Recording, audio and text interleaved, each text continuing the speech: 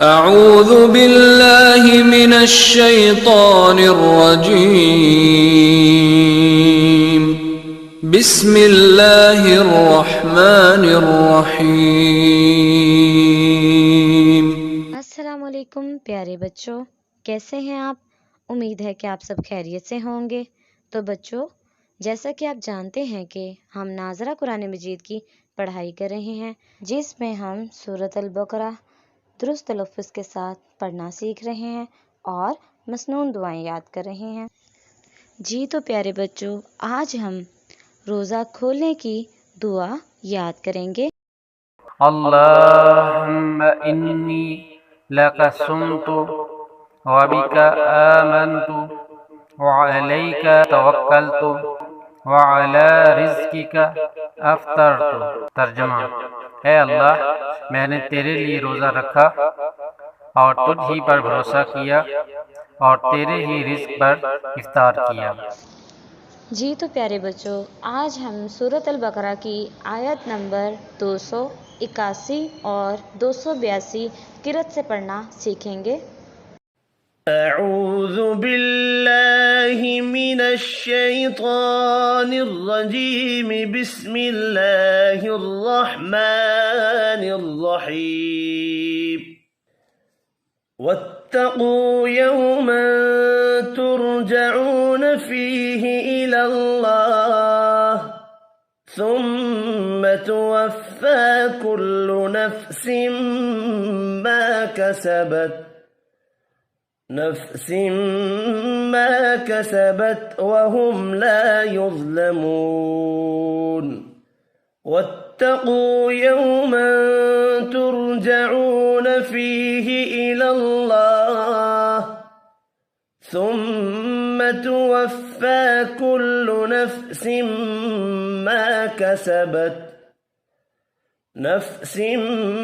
ما كسبت وهم لا يظلمون. يا أيها الذين آمنوا إذا تداينتم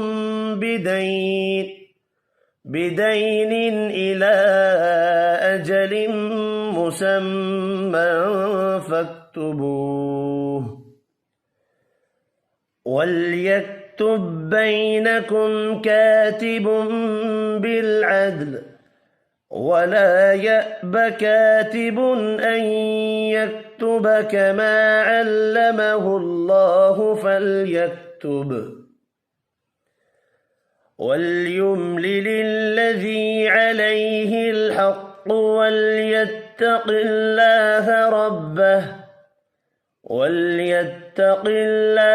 ربه ولا يبخس منه شيئا. فإن كان الذي عليه الحق سفيها أو ضعيفا أو لا يستطيع أن يمل هو فليملل وليه بالعدل واستشهدوا شهيدين من رجالكم فإن لم يكونا رجلين فرجل وامرأتان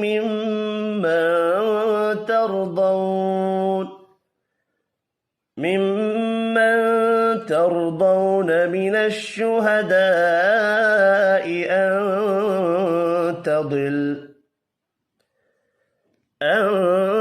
تضل إحداهما فتذكر إحداهما الأخرى ولا يأبى الشهداء إذا ما دعوا ولا تسأموا أن تكتبوه صغيرا أو كبيرا إلى أجله ذلكم أقسط عند الله وأقوم للشهادة وأدنى ألا ترتابوا إلا